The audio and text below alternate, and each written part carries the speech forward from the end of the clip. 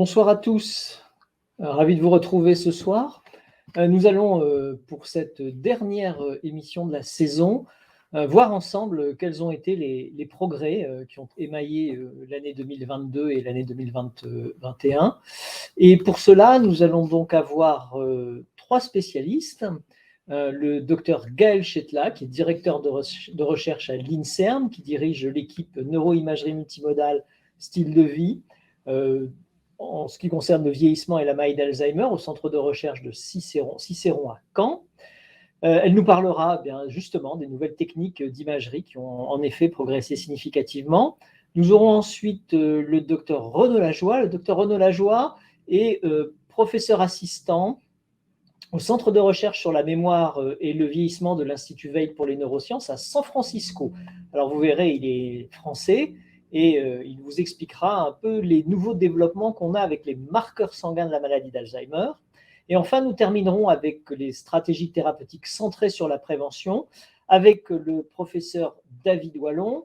David dirige le centre mémoire de ressources et de recherche du CHU de Rouen. Il est professeur de neurologie.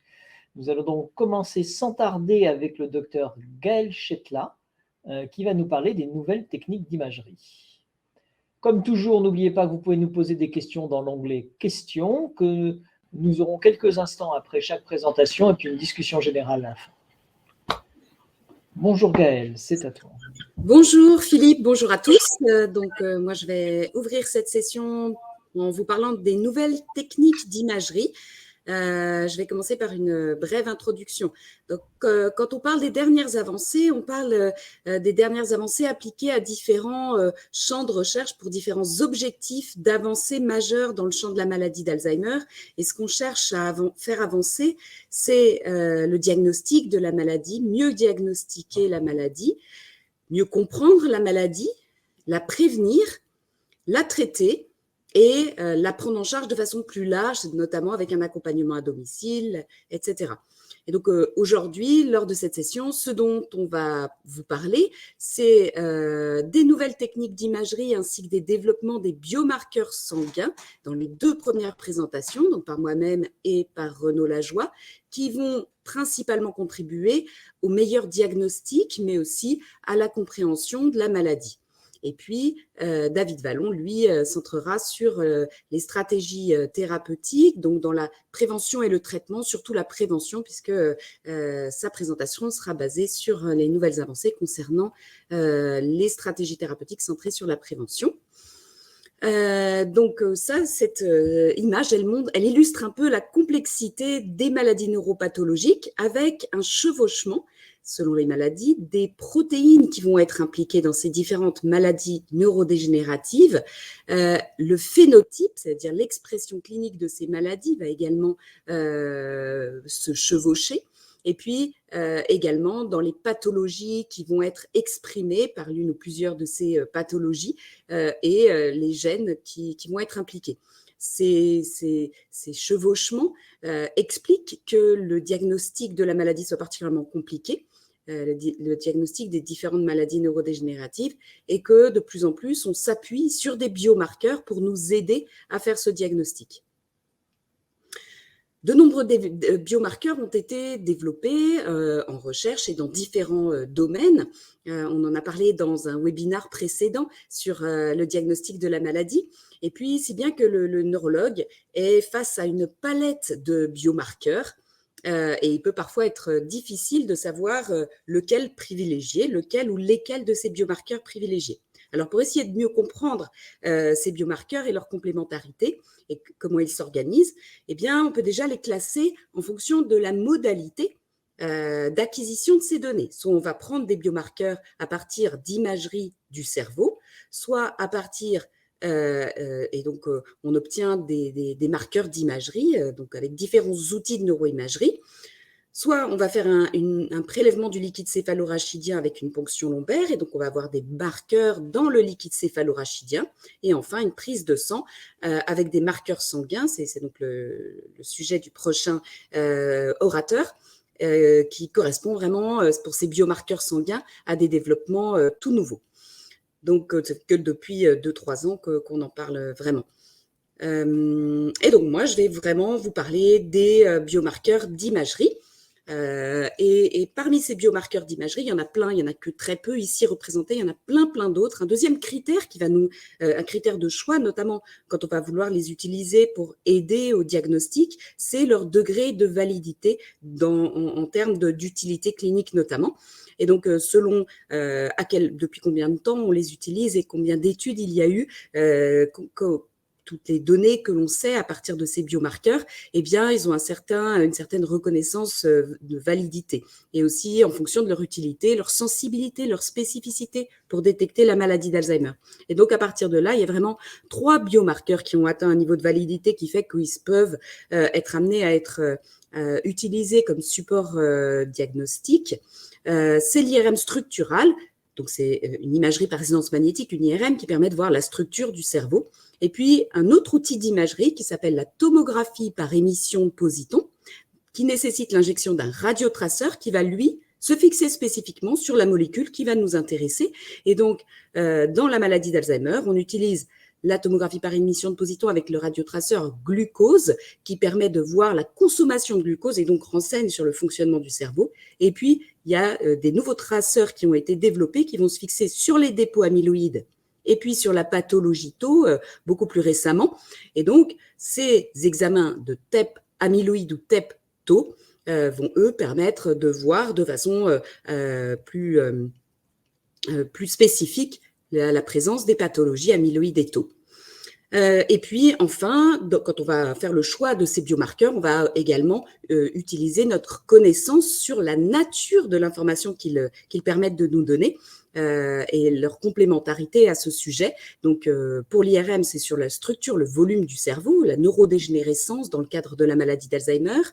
En TEP-FDG, c'est également une information sur la neurodégénérescence, donc la perte neuronale et synaptique, mais c'est une information qui va être plus fonctionnelle puisqu'on mesure le métabolisme du glucose et c'est connu, montré comme étant plus sensible. Et puis, comme je l'ai dit, la TEP amyloïde et tau eh bien, sont plus spécifiques, ils permettent de voir spécifiquement la pathologie amyloïde et tau qui, ensemble, forment les lésions caractéristiques de la maladie d'Alzheimer. À partir de là, eh bien, il y a des algorithmes qui ont été proposés. C'est là où on en est actuellement, avec un exemple ici. Dans cette étude, on s'est regroupé avec des experts sur le sujet pour essayer de déterminer une séquence de biomarqueurs qui paraît la plus appropriée et qui dépend de la présentation clinique. Par exemple, si la présentation clinique évoque plutôt une maladie d'Alzheimer, eh bien, on va plutôt proposer de faire un scan amyloïde TEP pour confirmer ou infirmer la présence de pathologie amyloïde, suivi de, dans certains cas, si c'est nécessaire, par exemple pour connaître le devenir à court terme, d'une TEP-FDG. L'IRM structural est toujours proposé en amont parce que déjà cet outil d'IRM est plus accessible que la TEP et puis il permet aussi d'évaluer la comorbidité. Il est également exclusif, il permet d'exclure la présence d'une pathologie neurodégénérative en montrant que ce sont d'autres lésions que des lésions neurodégénératives qui sont à l'origine des troubles cognitifs observés. Et puis également, ils permettent de détecter, comme je l'ai dit, la neurodégénérescence. Donc voilà, des séquences de biomarqueurs proposées en fonction du diagnostic clinique qui est le plus probable. Et puis, quelles sont maintenant les avancées les plus récentes, les nouveautés en termes de biomarqueurs? Premièrement, il y a des outils qui ont été développés, des scanners dits hybrides, parce qu'ils combinent la possibilité de faire un examen IRM et TEP. Donc, je vous ai dit que ces outils, IRM et TEP, étaient complémentaires, ils apportaient des informations complémentaires. Et donc, ici, on a l'opportunité, d'avec le même instrument et lors de la même visite, d'obtenir des informations d'un scan IRM d'une part, et puis un scan TEP d'autre part, soit de consommation du glucose, soit des dépôts amyloïdes ou tau. Donc, ces séquences IRM et TEP se font soit de façon séquentielle, l'un après l'autre, mais avec le même scanner, soit de façon simultanée. Bien sûr, avec un gain de temps important, parce que vous voyez qu'ici, on a un exemple type de protocole IRM qui peut durer une quarantaine de minutes. On fait plusieurs séquences. Ici, c'est la séquence la plus standard, une IRM où on voit l'anatomie et la neurodégénérescence. Vous voyez que ça peut prendre 20 à 40 minutes pour l'IRM. Et donc, en parallèle, en même temps, on peut faire en simultané une acquisition TEP-FDG qui prend une vingtaine de minutes avec un gain de temps et puis de nombre de visites pour le patient, puisqu'au cours de la même visite à l'hôpital, il obtient le scan IRM et TEP-FDG. Ici, c'est une étude qui montre l'intérêt également en termes diagnostiques. Normalement, quand on fait un examen TEP, on fait également un CT scan pour voir l'anatomie et puis faire des corrections.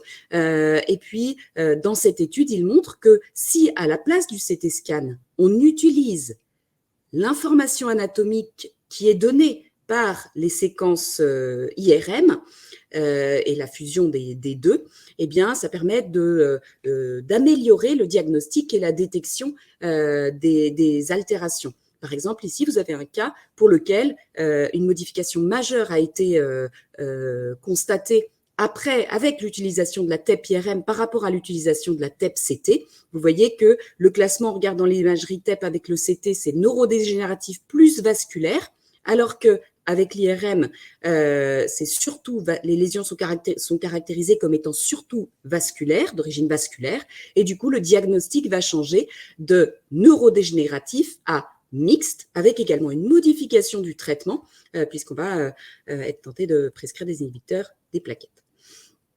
En plus de cette avancée en termes d'outils IRM-TEP, eh bien, également un développement récent très prometteur, c'est l'imagerie TEP dite double phase. Qu'est-ce que c'est? Alors, en général, quand on fait un examen TEP, on va donc injecter un radiotraceur, par exemple un radiotraceur qui va se fixer sur les dépôts amyloïdes, et après l'injection, eh bien, on attend que le radiotraceur se fixe sur ici les dépôts amyloïdes. Et donc, il faut attendre à peu près 90 minutes, ici dans ce cas, pour faire une acquisition qui dure environ 20 minutes. Donc, je vous disais que cette acquisition dure 20 minutes. Le patient est 20 minutes sous la caméra pour l'acquisition, mais en fait, il doit venir 90 minutes encore avant pour l'injection. Et ce dont on s'est aperçu, c'est que l'acquisition dans les premières minutes qui suivent l'injection est également importante parce qu'en fait, elle permet d'obtenir des informations qui ressemblent à celles qu'on obtient en TEP-FDG, puisqu'elle mesure la perfusion et donc le fonctionnement cérébral. Ça se rapproche d'un examen TEP-FDG du métabolisme du glucose. Donc ici, qu'est-ce que ça veut dire? Ça veut dire que le patient vient, il est injecté sous la caméra, on mesure les 10 premières minutes et avec ça, on a un proxy du métabolisme du glucose et donc de la neurodégénérescence. Et puis, on mesure également, on fait une autre acquisition à 90 minutes et là, on a des informations sur les dépôts amyloïdes. Donc, deux scans, mais une seule visite, une seule injection et les informations complémentaires. Voici une étude qui montre la détection des zones qui montrent des dysfonctionnements, soit à la TEP-FDG en bleu, avec un scan entre 0 et 10 minutes d'un marqueur amyloïde en rouge et leur superposition en violet. Vous voyez que tous les deux permettent ici en violet de détecter des altérations au niveau des régions les plus connues comme étant les plus touchées, ici temporopariétale, singulaire postérieure, avec des petites différences au niveau frontal où la TEP-FDG reste plus sensible en fonction des techniques utilisées pour traiter les données. Et donc, ces nouvelles avancées IRM-TEP et imagerie TEP dites double phase, où on fait une acquisition précoce et une acquisition tardive, eh bien, elles permettent d'envisager ce qu'on appelle une visite one-stop. Donc, le patient ne peut venir qu'une seule fois et on aurait, grâce à la combinaison des deux, IRM-TEP et TEP double phase, eh bien, des informations complémentaires d'imagerie structurale, de TEP amyloïde et de perfusion. Quand on parle des nouvelles techniques, il y a également l'imagerie ultra haute résolution. J'ai pas regardé le temps, je veux bien une indication du temps qu'il me reste, si c'est possible, pour pas trop dépasser et savoir à quel point je... Alors, tu peux continuer pendant encore au moins 5-6 minutes. Parfait, merci beaucoup, Marion. Donc, l'imagerie très haute résolution. Donc, l'hippocampe, c'est une structure, vous voyez, qui se situe ici, à l'intérieur du lobe temporal et qui est une des premières structures qui va montrer une neurodégénérescence, une atrophie à l'IRM dans la maladie d'Alzheimer. Donc, elle est très étudiée dans la maladie d'Alzheimer. Et en fait, c'est une structure hétérogène qui présente des sous-parties, des sous-structures, seulement avec une acquisition standard du type de celle dont je vous parle depuis le début, sur l'ensemble du cerveau. Si on zoome sur l'hippocampe, voilà ce qu'on voit. Donc, on ne voit pas grand-chose. Vous voyez, l'hippocampe, c'est cette petite structure qui est au centre de ce zoom. Donc, on la voit toute floue et on ne peut pas distinguer les différentes sous-parties qui la composent, que vous voyez maintenant ici indiquées sur cette coupe histologique post-mortem. Et par contre, des développements ont permis d'obtenir des acquisitions qui vont être beaucoup plus précises, zoomées sur l'hippocampe et qui vont permettre cette fois de voir l'hippocampe et la structure de l'hippocampe avec beaucoup plus de détails et ainsi de délimiter, de mieux pouvoir visualiser les différentes sous-parties de l'hippocampe et donc d'essayer d'utiliser ces informations plus précises pour préciser la localisation au niveau de l'hippocampe des atteintes et donc peut-être une meilleure précision diagnostique. Ces informations sont également utilisées pour étudier la connectivité des sous-parties hippocampiques parce que en fait l'hippocampe il est connecté à plein de régions dans le cerveau, mais suivant les sous-parties hippocampiques, eh bien ce ne sont pas les mêmes régions qui vont être connectées. Donc, il y a un groupe de travail international qui travaille vraiment sur mieux délimiter, mieux comprendre les différents sous-champs hippocampiques. Donc, un groupe assez actif, très actif depuis ces différentes dernières années. Si on va toujours plus loin dans la précision, eh bien, aujourd'hui, on est déjà également capable de voir des choses encore plus petites que l'hippocampe, 200 fois plus petites. Les locus coeruleus, qui font environ 15 mm3, c'est cette toute petite structure ici, dans le tronc cérébral de votre cerveau ici, et qu'on peut pas normalement, qui est importante parce qu'elle joue un rôle dans beaucoup de choses, le sommeil, la mémoire, l'attention, l'émotion, le stress, mais aussi et surtout pour ce qui nous intéresse aujourd'hui, parce qu'elle est atteinte de façon encore plus précoce dans la maladie d'Alzheimer. Il y a des études qui ont montré qu'en fait, ça commencerait pas au niveau de la région hippocampique, mais au niveau justement de ce locus coeruleus. Et donc, maintenant, on a développé des séquences IRM qui permettent de voir ces locus avec plus de précision malgré leur très petite taille. Vous voyez ici un exemple de ces séquences avec en blanc ces locus qui ressortent et qu'on est donc capable de mesurer. Alors, il y a également dans les développements récents de nouveaux traceurs qui sont toujours en développement. Je vous ai parlé de l'imagerie tau un petit peu, c'est toujours en développement parce que c'est relativement récent. Il y a toujours des problèmes un peu méthodologiques, même s'il y a eu vraiment des améliorations au cours des 10 dernières années et que maintenant on commence à être pas mal, il reste des difficultés. Alors bien sûr, le coût élevé qui ne s'applique pas uniquement aux marqueurs tau, mais et l'accès limité. La sensibilité limitée pour les tout premiers stades de la pathologie Alzheimer et la fixation non spécifique du ligand pour ne mentionner que les principales. Et puis d'autres traceurs TEP, des traceurs qui mesurent la densité synaptique, la neuroinflammation, des traceurs en développement, en tout cas pour des études très princeps sur l'alpha-synucléine, et donc des développements que l'on attend et qui sont très prometteurs.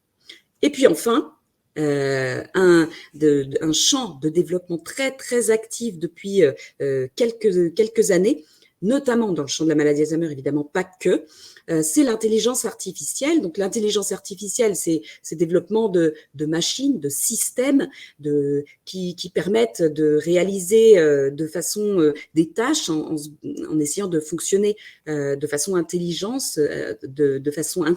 donc en essayant de reproduire l'intelligence humaine, ou en tout cas en essayant de classifier, par exemple, des images ou des mots, en apprenant de façon itérative, donc en se servant du résultat pour corriger la façon de fonctionner. Et donc, il existe vraiment plein de techniques d'intelligence artificielle. Dans ce dont on parle le plus, c'est le machine learning, en français apprentissage automatique, au sein duquel on retrouve les réseaux de neurones et notamment le deep learning. Voilà.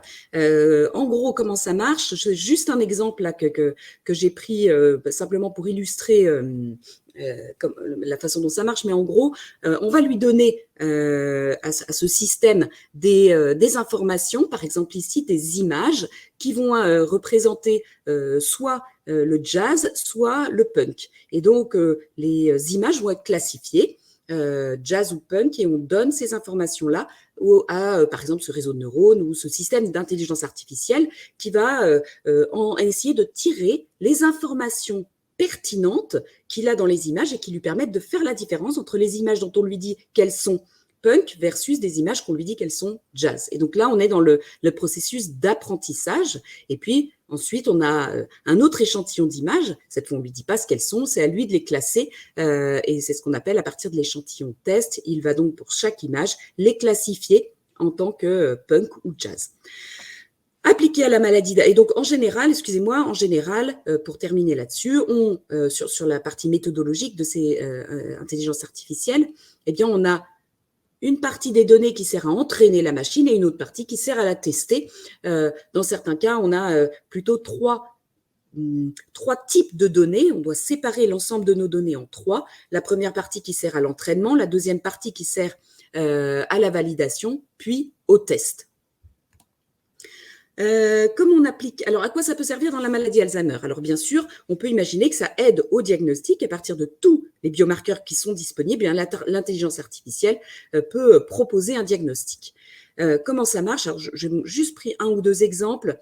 Par exemple, ici, vous voyez que on va utiliser l'information qui est donnée dans différents biomarqueurs complémentaires ou des informations également génétiques. Donc, ici, vous avez par exemple l'IRM, la TEP, etc. Et puis, à partir de là, on va extraire des caractéristiques, ce qui s'appelle feature extraction.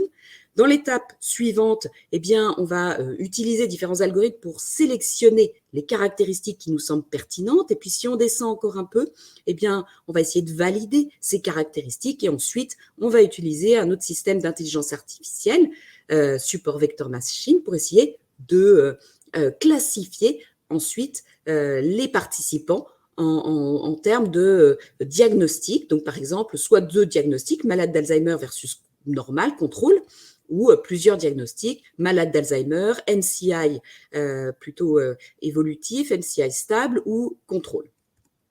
Voilà d'autres exemples. Je vais aller vite pour pas trop dépasser, mais je voulais juste mentionner par exemple cette autre étude. Vous voyez qu'il utilise différentes parties de l'image qu'il appelle des patchs pour essayer de trouver ce qui permet de différencier les malades d'Alzheimer des contrôles.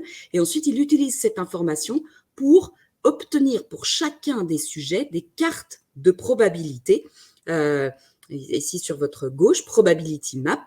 Et donc, ces cartes de probabilité vont être utilisées ensuite pour identifier et classifier les patients en tant que malades d'Alzheimer versus contrôle. Voilà, donc le diagnostic ne va pas se faire par l'intelligence artificielle, mais les informations données par l'intelligence artificielle pourront être utilisées, entre autres informations, par le neurologue, le clinicien, pour l'aide au diagnostic. Voilà, d'autres applications dans le champ de la maladie d'Alzheimer de l'intelligence artificielle, c'est la création d'images. Je vais vite, désolée parce que par manque de temps, mais la création d'images, par exemple, dans cette étude, en fait, ils ont, à partir d'une IRM, créé une image TEP artificielle et ils montrent que quand ils utilisent ces deux informations, l'IRM et puis la TEP artificielle créée à partir de l'IRM, eh bien, ils augmentent un tout petit peu leur capacité à diagnostiquer des patients Alzheimer par rapport à des contrôles. Voilà, je vous remercie pour votre attention et je remercie l'ensemble de mon groupe qui a participé à certains de ces travaux et à la construction de cette présentation.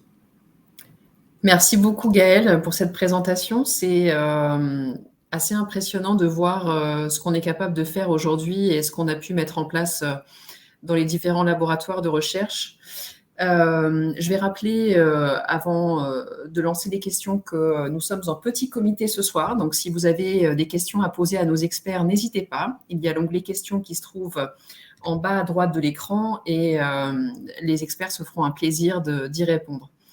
Moi, je vais commencer, Gaëlle, par une question très globale qui concerne les développements de recherche, en particulier en imagerie, entre le moment où le développement est fait dans le laboratoire et où il est accessible aux patients. Il y a combien de temps à peu près qui s'écoule?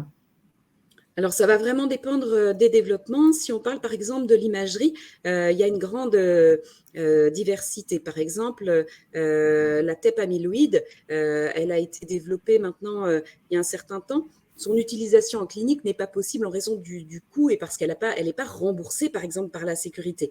On peut imaginer que, et c'est ce qu'on verra peut-être dans la prochaine présentation, les choses aillent plus vite, soient plus facilement applicables en clinique pour le développement de marqueurs sanguins, mais bien sûr, ça prend quand même plusieurs années pour avoir un degré de confiance, mais aussi une validation et suffisamment d'informations sur la capacité diagnostique des biomarqueurs, y compris les biomarqueurs sanguins. Donc, en d'autres termes, les choses peuvent aller plus vite pour des biomarqueurs sanguins qui sont plus faciles à obtenir entre leur développement et leur application clinique, mais un certain niveau de validation est nécessaire cependant, et ça prend du temps, plusieurs années, avant de pouvoir être utilisé en clinique.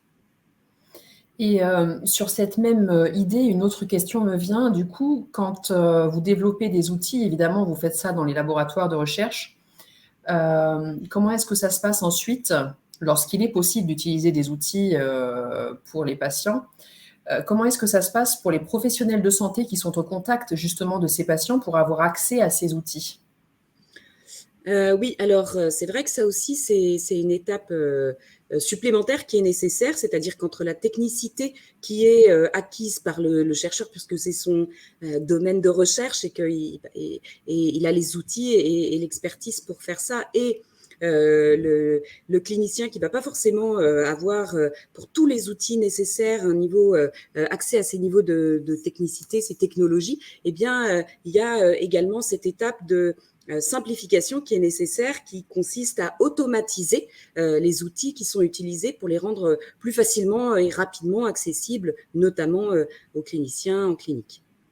Effectivement, faire que ça devienne des outils de routine et que le professionnel puisse utiliser l'outil avec un protocole simple et finalement qui, dans sa routine à lui et son timing, corresponde à ce qu'il est capable de faire. Une autre question, du coup, quand vous développez des outils comme ça en imagerie, est-ce que vous essayez de faire en sorte que ces outils permettent, par exemple, une évaluation simplement de la maladie d'Alzheimer, ou est-ce que vous avez déjà en tête le fait que ça puisse être aussi utilisé pour d'autres pathologies? Est-ce que c'est transférable? Oui, c'est une très bonne question. Alors déjà, la plupart des outils dont j'ai parlé sont transposables à d'autres maladies neurodégénératives. C'est au sens plus large le diagnostic des maladies neurodégénératives et où leur meilleure compréhension qui est en jeu. Mais de façon générale, on essaye effectivement, même si on l'applique dans un premier temps à une certaine pathologie en général, rapidement, on pense aux applications dans d'autres domaines. Par exemple, je pense à ce que je vous ai dit sur l'hippocampe. L'application, elle est en termes d'essayer d'améliorer le diagnostic de la maladie d'Alzheimer en utilisant des informations plus précises sur la localisation, la sous-partie de l'hippocampe qui va être altérée. Mais au-delà de ça, en fait, mieux réussir à voir, à délimiter les différentes sous-parties de l'hippocampe, c'est aussi mieux comprendre le rôle de cette structure en général. Et cette structure, elle est en fait impliquée, modifiée dans de très nombreux états, que ce soit l'épilepsie, le vieillissement, d'autres démences également. Et donc, c'est bien sûr des technologies qui vont servir d'autres domaines, que ce soit dans le champ de la neurodégénérescence, mais aussi dans d'autres champs. Alors, merci Gaëlle. On a une question de quelqu'un qui nous écoute et ça m'est venu aussi à l'esprit par rapport justement à la répartition de ces outils innovants sur le territoire. La personne se demande, donc elle a sa maman qui vient d'avoir un bilan qui a été fait à Boulogne-Billancourt et donc un diagnostic Alzheimer. Et elle souhaitait savoir où est-ce que se trouvent les outils les plus performants utilisables par les particuliers. Et j'étends la question, est-ce que sur le territoire français, il y a c'est bien réparti, ou est-ce qu'il y a des pôles finalement où l'on peut trouver ces outils et c'est très géographiquement localisé? Oui, alors effectivement, donc pour la plupart, alors excusez-moi, j'ai perdu la fenêtre, alors je vous vois plus. Pour la plupart, ces outils notamment l'imagerie tau, l'imagerie TEP amyloïde, à part, comme le rappelle David Vallon, le Visamil qui a obtenu, excusez-moi, je suis embêtée par, je suis en double tâche parce que je n'arrive pas à vous voir. Vous me voyez toujours, bien sûr? Oui, on te voit. Mais prends ton temps. Hein. Si tu as perdu la caméra, prends ton temps. Oui, c'est ça. C'est pas là. Et là, ah voilà, d'accord. Donc, le Visamid qui a obtenu récemment l'AMM, l'autorisation de mise sur le marché, la plupart des traceurs n'ont pas d'autorisation et ne sont de toute façon pas remboursés. Donc, c'est vrai que tant une imagerie IRM peut être faite de façon un peu plus généralisée, tant des techniques telles que la TEP-TO ne peuvent pas être faites en pratique clinique courante. Et donc, c'est souvent en participant à des protocoles de recherche qui incluent ces méthodologies de pointe qu'on peut avoir ces examens. Est-ce que tu recommandes du coup aux personnes qui sont intéressées par l'accès à ces outils, justement, de se renseigner sur les essais cliniques qui se font près de chez eux, ou est-ce que c'est quelque chose qu'il vaut mieux voir avec finalement le développement de la pathologie, le neurologue? Qu'est-ce qui fait qu'on se dit tiens, je vais aller voir un centre de recherche pour participer à un essai clinique? Alors, on peut participer à la recherche, que ce soit dans le cadre d'un essai clinique où on teste des molécules, mais aussi pour la recherche fondamentale où on ne va pas forcément tester des nouvelles molécules. Donc, de façon générale, soit la raison pour laquelle on va participer à la recherche, elle peut être multiple. Hein. Soit c'est pour avoir accès à des examens, et là, il faut faire attention, toutes les recherches ne sont pas dans cet objectif-là, et dans certaines recherches, on ne doit pas communiquer en fait sur les informations qui sont recueillies, à part si elles vont modifier un traitement. Donc, sinon, pour ce qui est des recherches avec une stratégie thérapeutique, par exemple, eh bien, on peut être motivé soit par bénéficier d'un essai thérapeutique ou également avoir des informations. Donc là, en général, il faut se rapprocher de son médecin ou de son neurologue qui, si lui n'a pas accès à ces essais pharmaceutiques, va pouvoir, à ces études, va pouvoir éventuellement transmettre le patient vers un centre qui a lui-même accès à ces études.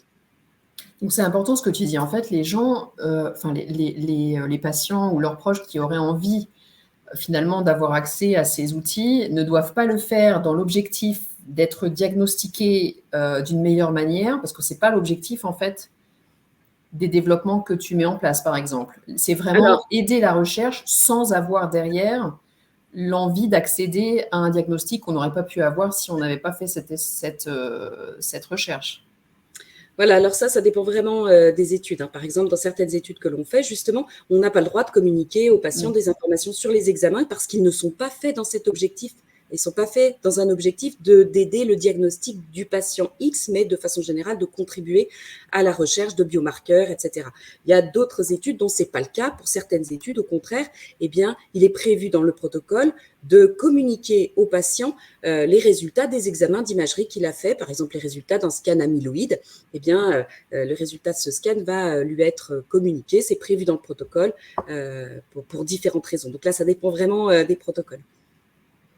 Alors, on a une dernière question. Cette même personne, du coup, qui vient d'avoir le diagnostic pour sa maman et qui se demande si elle peut demander au service de gériatrie qui l'accompagne, si j'ai bien compris la question, quels vont être les examens qui vont suivre finalement maintenant que le diagnostic est posé. Est-ce que c'est au patient de demander les examens qui vont suivre ou est-ce que le patient doit attendre que le professeur qui suit finalement fasse les propositions, enfin en tout cas les recommandations? Bien sûr, le patient peut tout à fait, lors de sa consultation, avoir des informations sur le suivi. C'est attendu qu'il ait ces informations-là, donc il n'y a pas de problème avec ça. Ça peut être effectivement au niveau du service de gériatrie, ou au niveau du service de neurologie, ça dépend par qui ce patient est suivi. et de poser la question des examens à venir, de la possibilité, si intérêt il y a, de participer à des essais pharmaceutiques et ou à la recherche, etc. Voilà. Merci beaucoup, Gaëlle. Et les recherches en cours. Merci beaucoup, Gaëlle. Je vais maintenant appeler Renaud pour sa présentation sur les biomarqueurs sanguins. Sujet hyper intéressant et pour le coup, peut-être à la portée des patients cette fois. Oui, bonjour à tous. Vous pouvez m'entendre correctement?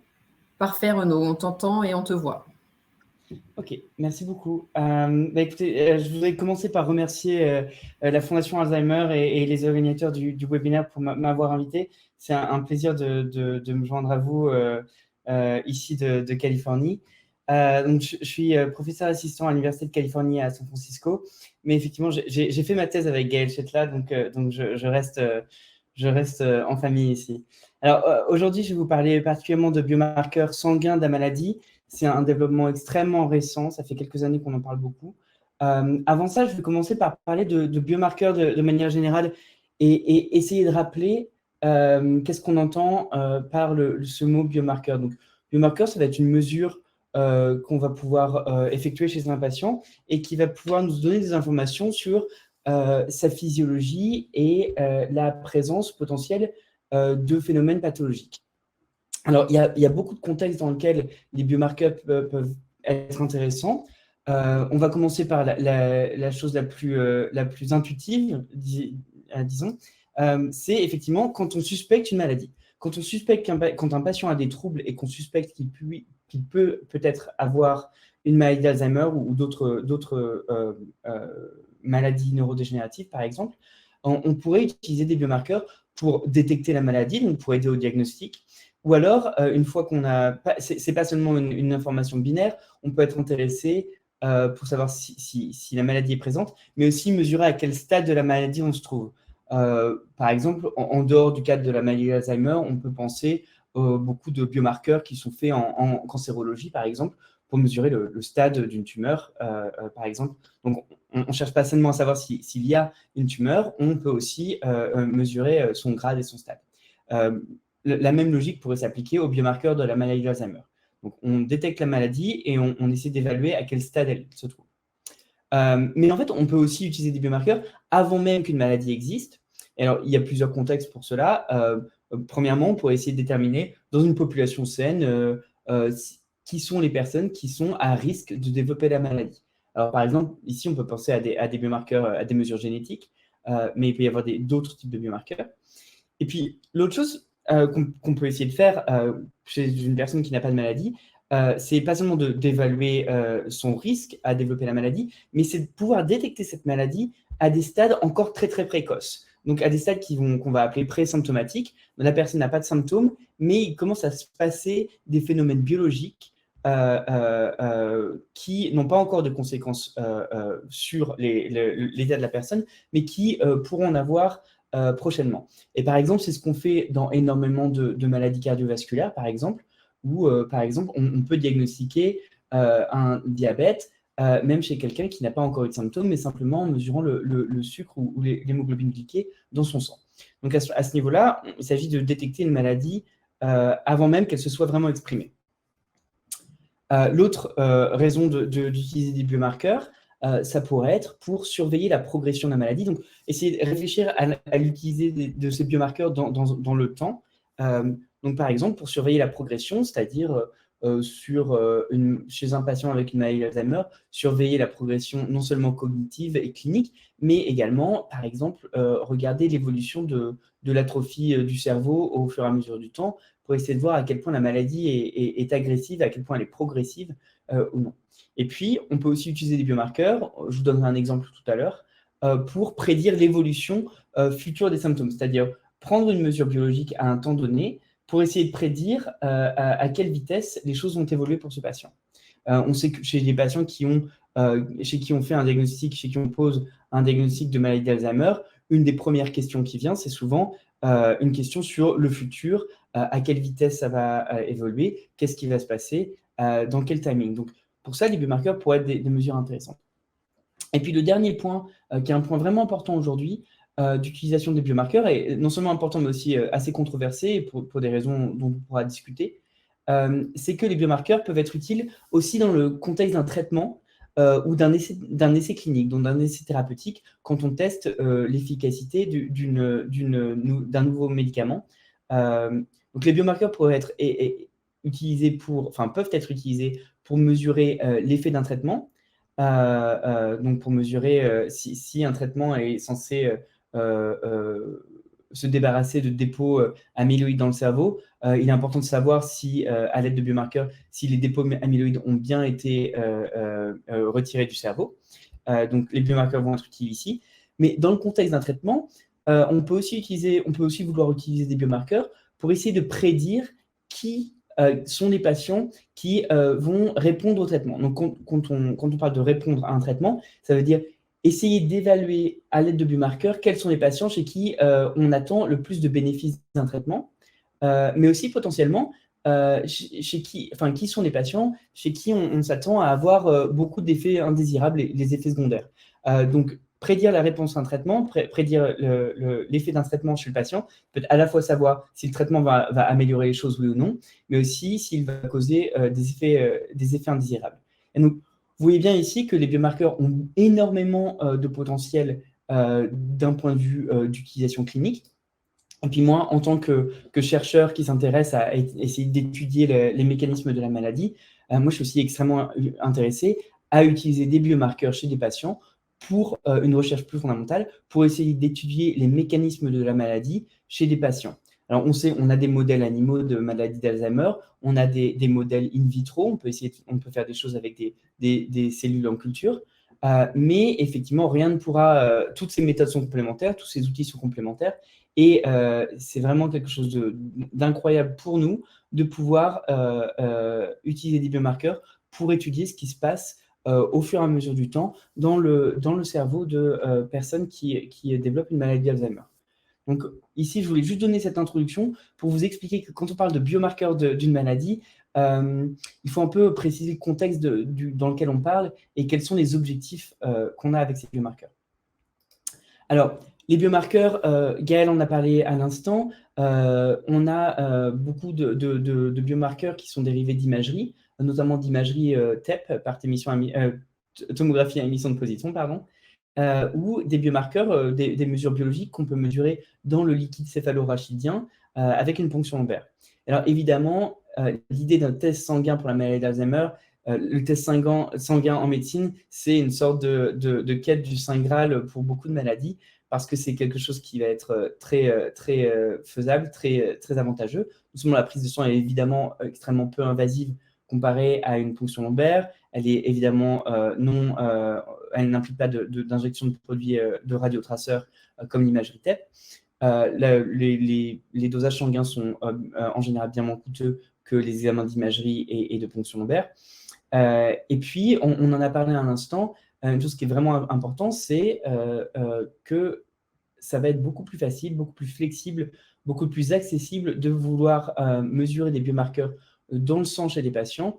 On va pouvoir, idéalement, on pourrait effectuer ces mesures n'importe où, dans un réseau extrêmement étendu dans le territoire, comme pour n'importe quel test sanguin.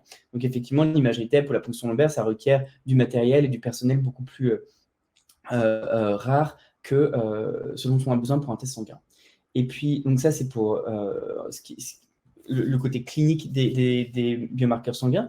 Et puis, d'un point de vue scientifique, ça nous intéresse d'avoir des études à très large échelle pour mesurer les phénomènes, par exemple dans des études épidémiologiques ou des études pour évaluer les facteurs génétiques de la maladie. À ce moment-là, on a besoin d'énormément de données et on sait que les patients seront beaucoup plus enclins à participer à ces études s'ils incluent une prise de sang plutôt qu'une imagerie TEP ou une ponction lombaire. Donc, ça nous permettrait de pouvoir avoir beaucoup plus de participants à ces études, des participants, un échantillon moins biaisé, et donc de faire de la meilleure science dans ces études. Alors, évidemment, comme je le disais, l'idée de marqueurs sanguins, ça n'est pas une idée nouvelle. On ne s'est pas réveillé à 3 ans avec l'envie de mesurer ces molécules dans le sang. Mais en fait, ce sont des progrès qui ont été permis grâce à l'amélioration purement technologique de méthodes de biologie. Et donc ici, je vous montre juste l'évolution de différents outils de biologie médicale. Et simplement pour expliquer que la sensibilité, c'est-à-dire la capacité de ces outils techniques à mesurer la concentration d'éléments dans le sang s'est améliorée de plusieurs ordres de grandeur. Donc, on peut mesurer aujourd'hui avec les nouvelles générations de machines des concentrations de molécules dans le sang qui sont 1000 fois, 10 000 fois plus faibles que ce qu'on pouvait. Les essais, les progrès techniques qui nous permettent maintenant de mesurer avec finesse des molécules qui ne sont pas très abondantes dans le sang. Et effectivement, quand on regarde ici, c'est une publication une revue sur le sujet qui vient de paraître et qui montre que ici, c'est juste pour vous donner une idée de l'échelle de temps, ces premières machines ont vu le jour au début des années 2010. Et puis, vous voyez, chaque petite bulle représente des nouveaux progrès techniques dans le domaine et des papiers, des publications scientifiques très importantes dans le domaine des biomarqueurs sanguins d'Alzheimer. Donc, c'est vraiment quelque chose qui est extrêmement récent. On voit énormément de publications depuis certaines années. C'est donc un domaine qui est extrêmement actif, qui suscite un intérêt énorme de la part de tous les cliniciens scientifiques et évidemment de tous les patients et leurs accompagnants dans le monde. Mais il faut garder à l'esprit que cette science est encore extrêmement balbutiante et on en est encore au début d'essayer de comprendre ce qu'on peut faire avec ces biomarqueurs. Alors, il y a beaucoup de biomarqueurs différents qui sont en train d'être développés. Je vais vous parler d'un des plus prometteurs, c'est-à-dire de ce marqueur qu'on appelle PETO, donc qui veut dire la protéine tau phosphorylée. Alors, un petit mot sur la protéine tau, c'est une protéine qu'on trouve normalement dans le cerveau de n'importe quelle personne. C'est une protéine qui a une fonction très importante dans le cerveau. Elle stabilise les microtubules qui sont une sorte d'échafaudage dans les neurones qui permettent de maintenir la structure, l'organisation structurelle des neurones. Et donc, cette protéine tau, elle est normale dans le cerveau. Et au cours de la maladie d'Alzheimer et également d'autres types de maladies, cette protéine se trouve hyperphosphorylée, c'est-à-dire qu'il y a des petites modifications chimiques qui sont ajoutées à cette protéine. Et ça empêche la protéine d'avoir d'effectuer sa fonction normale. La protéine s'agrège et elle forme des filaments dans le cerveau. Ainsi, des petits fragments de cette protéine qui sont solubles et qui vont se retrouver dans le liquide céphalorachidien. Et il semble donc que une certaine concentration de ces protéines, de ces fragments de protéines, passent dans le sang.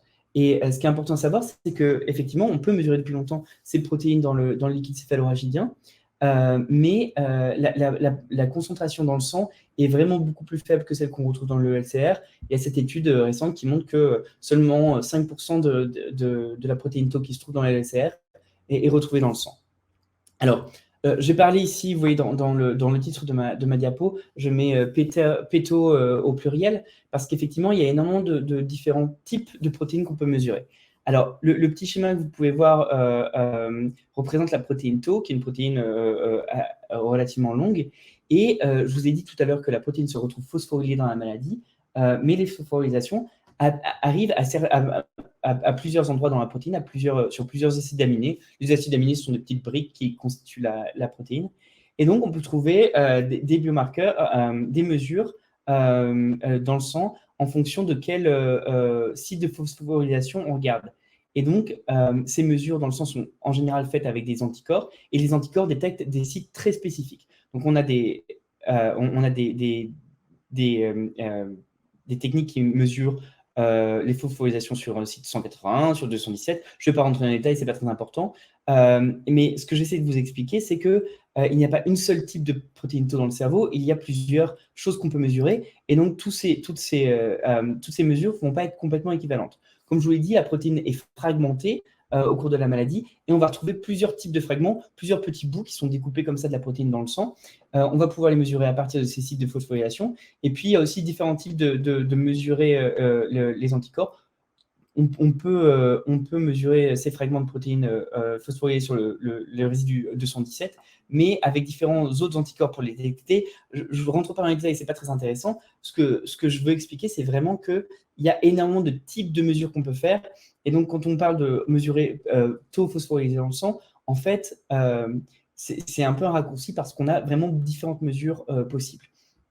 Donc, moi, dans le cadre de ce que je vais vous parler principalement d'un test sanguin qu'on a utilisé beaucoup dans notre centre à San Francisco, qui a été développé par le laboratoire Lilly, mais qui est maintenant utilisé par beaucoup de centres dans le monde. Et c'est une étude qu'on a constituée avec au Centre du vieillissement et de la mémoire, avec le professeur Adam Boxer et Elizabeth Tyson, qui était une étudiante néerlandaise qui a travaillé avec nous. Et donc, on a mesuré dans le sang de plus de 500 patients cette protéine tau phosphorylée sur le résidu 217. Vous voyez ici l'élévation du signal, l'élévation de la concentration de cette protéine dans différents types de maladies, enfin des patients qui sont diagnostiqués avec différents types de syndromes. Vous voyez ici AD ici pour Alzheimer's disease, donc des patients qui ont une maladie d'Alzheimer diagnostiquée cliniquement. Et puis ici, les deux groupes qui sont juste à côté sont des groupes de patients qui ont des formes relativement atypiques de maladie d'Alzheimer. On a bien une maladie d'Alzheimer dans leur cerveau, mais les symptômes sont un peu atypiques. Et vous voyez qu'on retrouve dans ces groupes-là une élévation du signal qui est bien plus élevée que dans tous les autres groupes de maladies. Alors ici, on s'agit de diagnostic clinique. On sait que le diagnostic clinique n'est pas toujours correct, dans le sens où certains patients ont certains symptômes qui ont l'air d'être causés par une maladie d'Alzheimer, mais qui sont en fait dus à d'autres processus.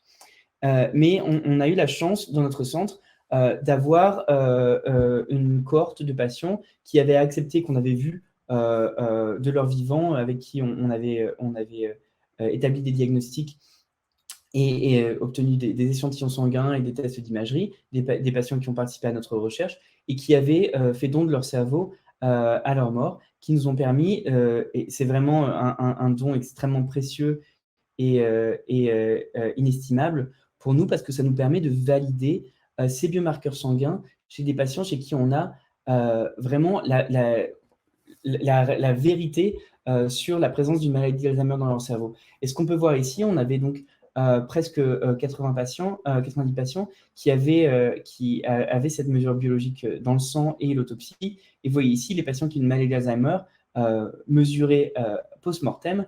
L'élévation de ce marqueur sanguin est extrêmement élevée comparé aux patients qui avaient d'autres maladies neurodégénératives, dégénérescence lobaire frontotemporale, qui sont une autre type de maladie neurodégénérative. Et donc ici, on peut vraiment voir que ces marqueurs sont très spécifiques, ils sont élevés chez les patients qui ont une maladie d'Alzheimer, pas chez les autres. Vous voyez qu'ici, vous avez quand même quelques patients dans les autres groupes qui ont des valeurs élevées. En fait, c'est des patients qui avaient, vous voyez, beaucoup d'entre eux ont des petits points violets qui montrent qu'en fait, ils avaient aussi une maladie d'Alzheimer. C'est des patients qui avaient plusieurs maladies dans leur cerveau, comme c'est très souvent le cas. Alors ça, c'est une validation par rapport aux données post-mortem. On a aussi beaucoup de patients, en fait plus de 350 patients, qui avaient eu non seulement un test sanguin, mais également une TEP amyloïde de leur vivant. Et donc, on peut voir ici les patients, l'élévation du signal sanguin de taux phosphorylé chez les patients qui ont une TEP amyloïde positive, donc chez qui on retrouve des dépôts amyloïdes à l'imagerie, comparé à des patients qui avaient une TEP négative. Donc, vous voyez que l'effet est aussi extrêmement fort. Les patients qui ont une TEP amyloïde ont en général, en grande majorité, des valeurs élevées dans le sang. On avait aussi un échantillon de patients qui avaient de leur vivant une TEP tau, un peu moins de patients, environ 200 patients. Et de la même manière, vous voyez que les patients qui avaient une TEP tau négative, donc chez qui on ne retrouve pas d'anomalie de type Alzheimer sur l'imagerie, avaient des valeurs de taux phosphorylé dans le sang très faibles comparées aux patients qui étaient positifs. Mais alors, dans ce cas-là, vous voyez, on prend l'imagerie et on la dichotomise en tant que positif ou négatif, ce qui est un peu un raccourci. En fait, avec l'imagerie, on peut aussi obtenir des valeurs continues, savoir non seulement si on retrouve des anomalies, mais aussi à quel point on en retrouve. Et vous voyez ici une corrélation très forte. Ce sont les mêmes données, mais présentées différemment. On voit sur l'axe des abscisses le niveau de taux phosphorylé dans le sang. Et puis, sur l'axe vertical, l'axe des ordonnées, on voit le niveau de signal retrouvé à l'imagerie TEP. Et vous voyez qu'on a une corrélation vraiment très, très forte. Non seulement on voyait beaucoup de points qui s'agglutinent dans le coin en bas à droite, donc des patients qui n'ont pas de signal en TEP et qui n'ont pas d'élévation de taux phosphorylé dans le sang. Et puis, on voit une forte corrélation. Donc, plus les patients ont du taux phosphorylé dans le sang, plus ils ont aussi de la TEP amyloïde.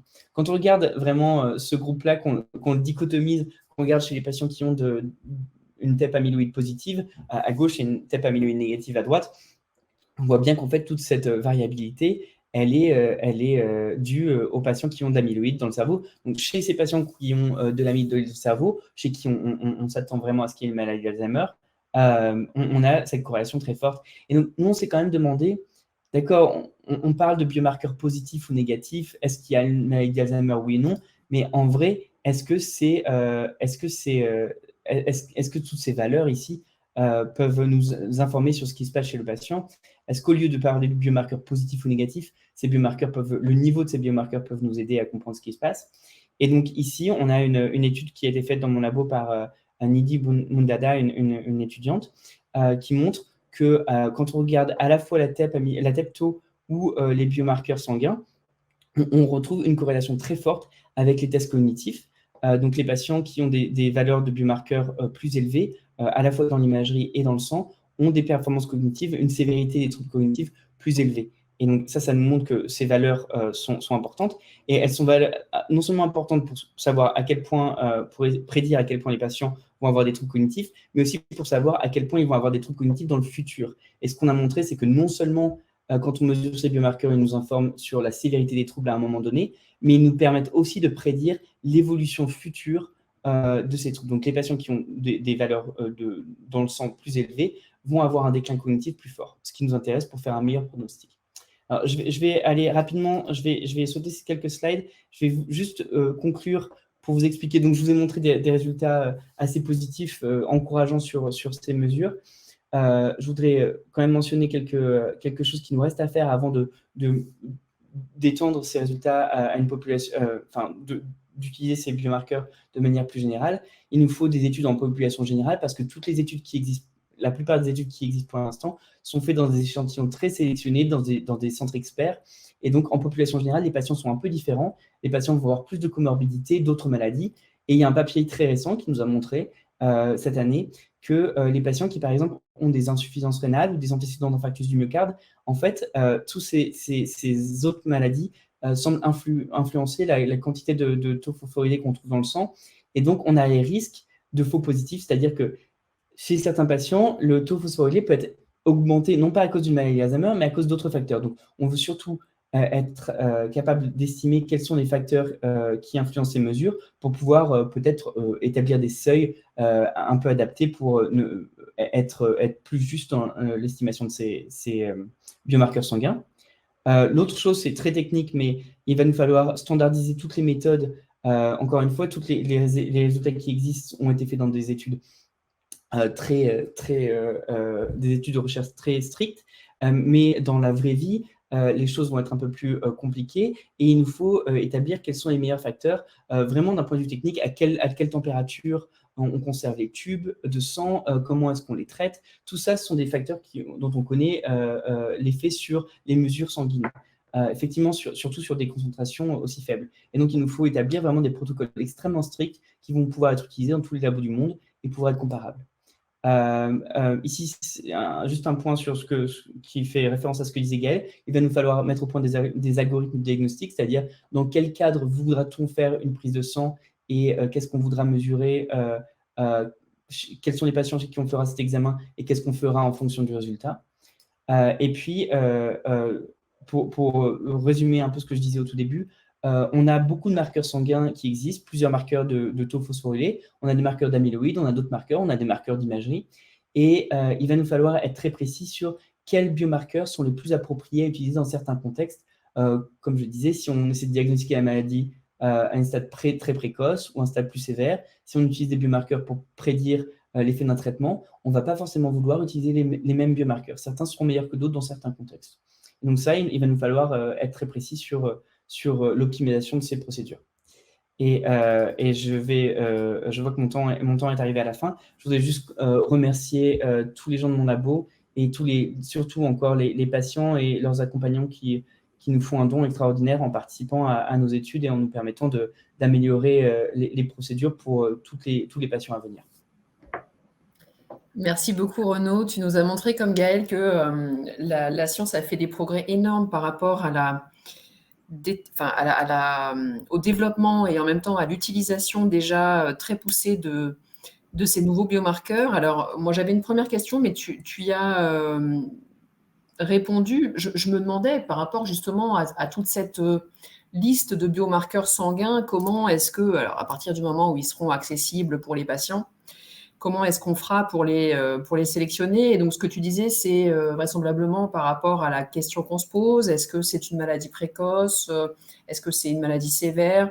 Est-ce qu'on peut imaginer qu'au début, on fera un screen avec tous les biomarqueurs, tous les biomarqueurs, disons un panel de biomarqueurs et puis comparer un petit peu les résultats? Ou est-ce qu'on sait déjà qu'on pourra cibler avec ce biomarqueur-là? Je réponds à cette question-là. Comment tu vois l'utilisation de ça chez les patients? Ouais, je pense que c'est vraiment les questions qui nous restent à définir le plus. Savoir à quel point, comment on va pouvoir implémenter cette recherche dans la vraie vie. Et effectivement, en sachant que le but, c'est de pouvoir alléger le fardeau des patients, c'est-à-dire ne pas les faire venir pour 15 examens. On sait que c'est des étapes qui sont extrêmement difficiles pour les patients et leurs familles, pour les centres hospitaliers aussi, de pouvoir prédire tout ça. Et donc, on a des études en cours, nous et d'autres personnes dans le monde, pour essayer de déterminer est-ce qu'on peut avoir quelques mesures, effectivement un panel, donc quelques mesures qui vont être aussi relativement peu coûteuses, qu'on pourrait faire au début pour essayer d'établir quels sont les patients à risque chez qui on a un soupçon. Alors, ce ne sera pas forcément les biomarqueurs qui nous permettront d'établir avec certitude ce qui se passe, mais ça pourrait être des biomarqueurs qui nous permettent de screener, de trouver des personnes particulières chez qui on voudra faire plus d'examens dans le futur, peut-être des examens d'imagerie, peut-être d'autres examens sanguins. Mais c'est vraiment des choses sur lesquelles on réfléchit beaucoup. Et donc, on a beaucoup d'études en cours ici pour essayer de voir quelle est la séquence d'événements qui paraît être la plus bénéfique pour les patients, pour le système de santé et pour essayer d'être le plus vrai et le plus correct et le plus rapide aussi. Oui, et justement, alors c'est pareil, tu viens de devancer un peu ma deuxième question, c'était de savoir comment est-ce que tu vois finalement l'utilisation de ces biomarqueurs dans la chronologie du diagnostic, c'est-à-dire est-ce qu'on se dit finalement les biomarqueurs sanguins sont tellement précis qu'ils peuvent intervenir très tôt et on voit la clinique après et l'imagerie après, ou est-ce qu'on peut se dire qu'ils pourraient même remplacer une partie des autres biomarqueurs? Comment tu vois leur place dans tout le reste de ce qu'on peut faire aujourd'hui? Alors, je pense que dans certains cadres, de toute façon, comme on l'a dit précédemment, il y a en fait assez peu de patients qui ont des biomarqueurs aujourd'hui, des biomarqueurs en clinique. Donc, on le dit, la tape amyloïde et la tepto ne sont pas encore effectuées. Là, on a juste une autorisation de mise sur le marché pour un des traceurs amyloïdes qui est récent, mais qui sera certainement pas... qui n'est pas une utilisation à large échelle. De toute façon, les centres hospitaliers n'auront pas la capacité n'ont pas assez de créneaux TEP pour pouvoir faire des examens chez tout le monde. Et donc, et pour les biomarqueurs du liquide céphalo-rachidien, il s'agit un peu de la même logique. On ne fait pas ces biomarqueurs chez tout le monde. Peut-être qu'on pourra faire des biomarqueurs chez un peu plus de gens avec ces biomarqueurs sanguins. Sincèrement, ces biomarqueurs sont très difficiles à interpréter sans contexte clinique. Et donc, il semble vraiment très improbable que ces biomarqueurs et assez insensé que ces biomarqueurs soient faits en première intention avant même d'avoir une consultation spécialisée dans une consultation mémoire ou quelque chose d'équivalent. Donc, je pense qu'ils pourront remplacer certains biomarqueurs dans un cadre de diagnostic. Par contre, dans le cadre des essais cliniques, par exemple, ou des études de recherche, on a encore l'information qui est donnée par ces biomarqueurs sanguins est encore assez limitée par rapport à d'autres choses qu'on peut mesurer en imagerie ou dans le liquide céphalo-rachidien. Donc, l'imagerie n'est pas morte, ne sera pas morte le jour où ces biomarqueurs sanguins existeront. Mais je pense qu'il faut vraiment qu'on réfléchisse à la complémentarité et à quel point ces méthodes diagnostiques sanguines peuvent nous aider à mesurer des choses chez une population plus large et à acquérir plus de données potentiellement pour sélectionner quelles personnes on veut envoyer à l'imagerie et on veut proposer d'autres biomarqueurs. Et d'ailleurs, un commentaire d'Agathe sur ce sujet qui nous dit effectivement, on aurait pu avoir l'envie de se dire qu'on utilise les biomarqueurs dans des phases tellement précoces qu'on n'a pas encore établi des déficits existants. Et elle nous dit effectivement, alors comment peut-il y avoir un stade 1 de la maladie, sachant que les premiers symptômes apparaissent au stade 2-3 ? Et donc du coup, on se dit c'est un peu dommage finalement, enfin dommage, je ne sais pas si c'est le terme, mais de ne pas pouvoir imaginer qu'à plus long terme, on utilise ces biomarqueurs, un peu comme tu le disais, pour le diabète, où finalement on se dit, voilà, j'ai passé un certain âge, j'ai peut-être des facteurs de risque, hop, je vais faire ma prise de sang pour voir s'il y a quelque chose qui est en train de se passer. Voilà, alors ça c'est un grand débat et des grandes controverses qu'on a dans le domaine. Pour le diabète, on peut détecter une élévation du glucose sanguin et intervenir avant que des symptômes arrivent. Dans le cadre des maladies dont on parle, pour l'instant, on n'a pas encore de preuves qu'on peut intervenir, que détecter ces anomalies peuvent nous permettre d'empêcher la suite des événements. Alors, je pense que c'est une belle transition vers la présentation suivante. Mais effectivement, la détection des stades présymptomatiques a beaucoup de sens, surtout dans une optique où on peut intervenir, on peut essayer d'empêcher justement la transition vers ces stades où les patients ont des symptômes. Merci beaucoup Renaud. Je dois passer la parole, parce qu'on a pris un petit peu de retard, à David, qui lui justement va nous parler des stratégies thérapeutiques et en plus en lien avec la prévention. Donc là, on est très très en amont de ce qui peut se passer. David, bonjour la scène est à toi. Est-ce qu'on m'entend bien, on me voit bien? Parfait. Ok, très bien. En effet, je ne pouvais pas rêver plus belle introduction à cette dernière partie. Je vais essayer d'être assez concis mais accessible, parce que le temps tourne et on veut respecter bien sûr l'horaire. Et on va commencer tout de suite dans le vif du sujet. J'ai voulu d'emblée partir sur eh bien, qu'est-ce qu'on veut dire par prévention, parce que finalement, il faut s'accorder sur une terminologie qui varie et surtout qui répond à des cadres. Alors, si on regarde ce que nous donne l'OMS, eh bien, elle définit 3 niveaux de prévention qu'on va pouvoir définir ensemble. Il y a la prévention primaire, secondaire et tertiaire. L'idée dans la prévention primaire, c'est intervenir avant la maladie pour éviter la survenue de symptômes, ou éviter même la survenue de la maladie elle-même. La prévention secondaire, eh bien, on agit au début de l'apparition de la maladie afin d'en ralentir l'évolution ou potentiellement de faire disparaître cette maladie, mais qui a pourtant déjà commencé. Et puis la prévention tertiaire, c'est celle où on réduit les complications, les conséquences secondaires de la maladie, alors qu'on n'est pas tout à fait capable d'agir directement sur la maladie elle-même. Eh bien, en fait, ça s'applique très bien à la maladie d'Alzheimer.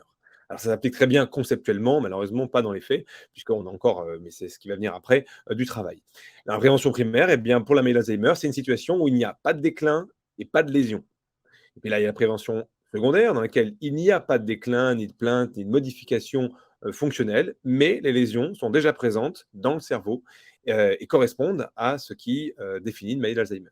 Et puis, à la fin, donc, il y a la prévention tertiaire, les lésions et le déclin cognitif est présent, et on essaie d'empêcher son évolution dans le temps. Hop. Alors, pour parler de prévention, eh bien, il faut résumer très, très rapidement des choses qui ont déjà été un petit peu abordées aujourd'hui. Et puis, j'ai remis en haut à droite le lien qui vous renvoie vers le séminaire spécifique sur les mécanismes de la maladie d'Alzheimer. Mais bon, on sait qu'il y a 2 grands axes, les dégénérescences neurofibrillaires avec la protéine Tau, et on vient d'en parler, et puis il y a les plaques séniles avec le peptide bêta agrégé qui, la résultante des deux, modifie le cerveau, entraîne la neurodégénérescence, et finalement, eh bien, il y a 2 grandes façons d'essayer d'agir de manière préventive. C'est soit ce que vous avez en bas à droite, à gauche, pardon, c'est améliorer et maintenir les capacités cognitives. Finalement, c'est ce qu'on appelle la réserve cognitive. On part avec un plus grand stock, et on va plus être capable de faire face à l'apparition de la maladie, donc c'est une forme de prévention. Et puis, on a également augmenter la résistance de la maladie, ce qu'on pourrait appeler donc la résilience à la maladie, c'est être mieux capable de s'adapter malgré la présence des lésions. Et puis, il y a un autre axe qu'on verra après, qui est aussi agir directement sur les causes, c'est-à-dire réduire, c'est la partie à droite, les lésions, réduire les lésions et les dommages cérébraux qui sont, eux, liés aux protéines directement impliquées dans la maladie. Alors, on va commencer par la première partie qui concerne la capacité à mieux appréhender malgré l'existence des lésions. Alors pour ça, il faut finalement faire un parallèle avec ce qu'on appelle les facteurs de risque. Parce que finalement, si on est dans la stratégie de prévention, eh bien, on va s'intéresser à la prévention dans un cadre de risque donné. Alors quand on parle de facteurs de risque, et même de facteurs protecteurs, puisque les deux sont effectivement liés, il y a des facteurs non actionnables, c'est-à-dire ceux pour lesquels on ne peut rien changer. Et chaque année, vous prenez tous une année. Votre sexe, techniquement, en tout cas biologiquement, vous ne le changez pas. Vous pouvez changer plein de choses, mais biologiquement, il y a quand même des règles biologiques qui existent. Et puis la génétique, votre patrimoine génétique ne se modifie pas, on va dire, pas de manière suffisante par rapport à la maladie. Et on a parlé aussi du gène ApoE et d'autres gènes qui sont impliqués. Et puis il y a des facteurs de risque ou protecteurs qui sont actionnables, c'est-à-dire ceux pour lesquels on peut avoir une action. Alors on verra qu'il y a des timings pour ça. Et on en a listé quelques-uns, 8 en l'occurrence, un petit peu plus, même 10 en l'occurrence en 2017, dans une première commission du Lancet, et puis une deuxième commission en 2020 a rajouté 3 facteurs supplémentaires. On va y revenir, mais ça, l'idée dans les facteurs actionnables, c'est qu'est-ce que l'on a à notre niveau accessible pour une intervention. Et finalement, on pourrait se poser la question, pourquoi agir ? Pourquoi est-ce que ça peut avoir du sens d'agir sur ces facteurs actionnables ? Eh bien, il a été modélisé, et c'est une publication que vous voyez qui date un petit peu, on remonte à 2011, mais qui est intéressante. Ça a été modélisé. Et si on diminue de 10 à 25% les facteurs de risque modifiables ou actionnables, c'est la même chose, alors potentiellement, on peut diminuer à travers le monde de 1,1 à 3 millions de cas de démence. Alors, ils ont regroupé de manière globale, parce que c'est toujours un peu difficile quand on fait des études épidémiologiques larges de dissocier maladie d'Alzheimer des autres démences, mais ça s'applique très bien à la maladie d'Alzheimer, puisque c'est quand même largement la pathologie majoritaire. Donc on voit très bien qu'une réduction pas forcément très très importante de ces facteurs modifiables peut avoir un nombre de patients sauvés considérable.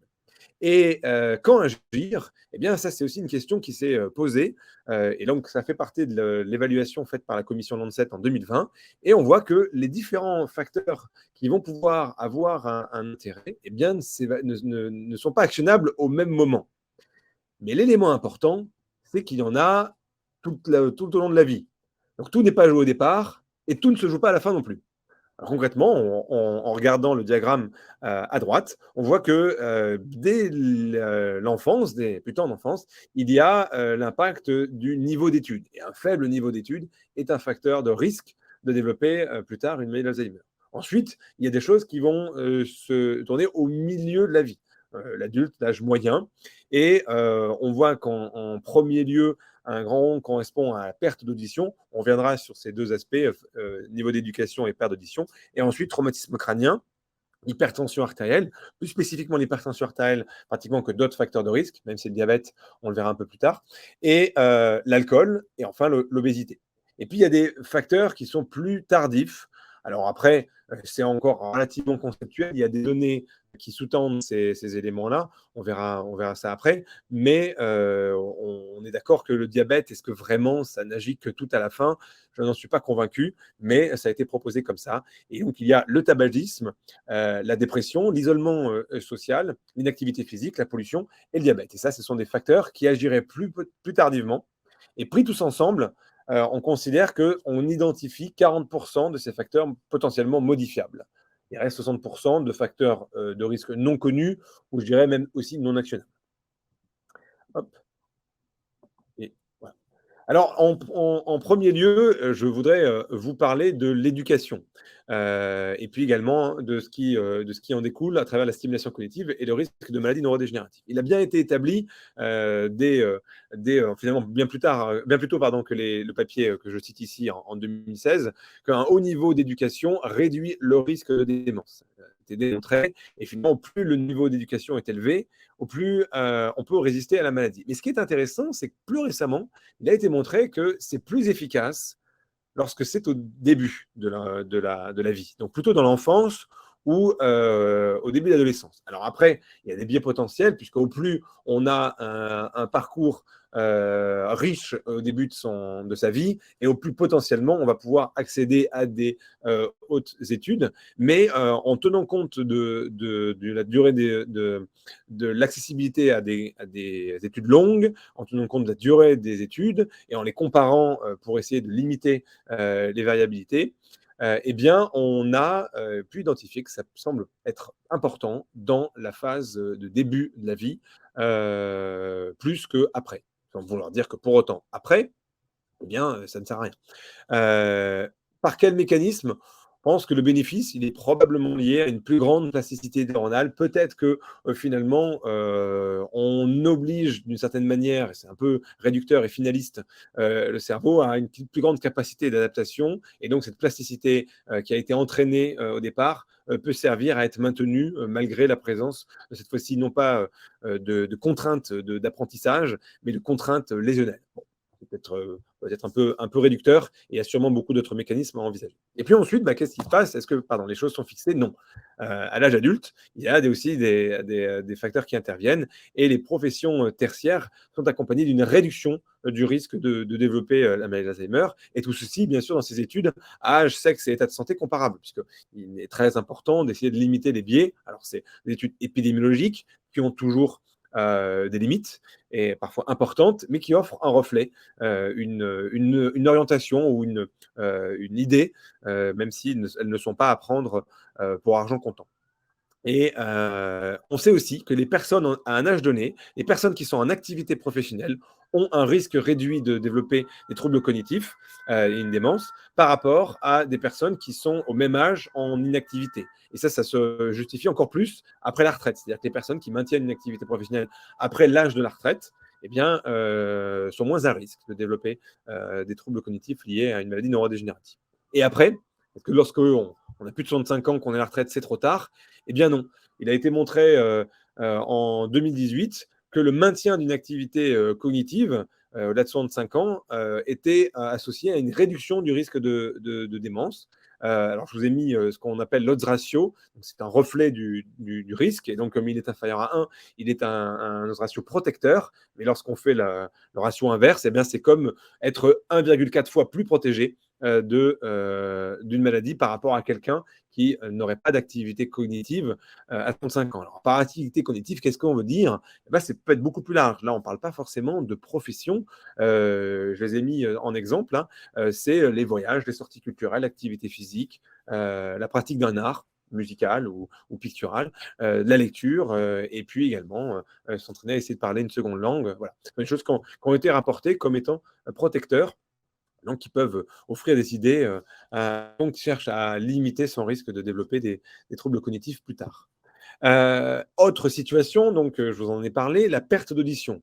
Ça, c'est principalement le facteur de risque le plus fort associé dans la méta-analyse du Lancet en 2017, et confirmé également, mais à une mesure équivalente par rapport à d'autres facteurs, dans celle de 2020. Le risque, il est estimé entre multiplié par 1,3 jusqu'à 1,9. Donc, c'est pratiquement, à 1,9, on est pratiquement à doubler le risque par rapport à quelqu'un qui n'aurait pas de troubles cognitifs. Et vous avez sur le diagramme à droite la représentation des courbes de risque avec en pointillé ce qu'on appelle les écarts types, les intervalles de confiance, pardon, et puis en noir la ligne qui représenterait la médiane. Et donc, on voit bien qu'il y a, à partir d'une baisse environ de 25-30 dB, une différence significative par rapport à la ligne grise qui est en pointillé à peine visible, qui représente la ligne basale, comme s'il n'y avait pas d'évolution.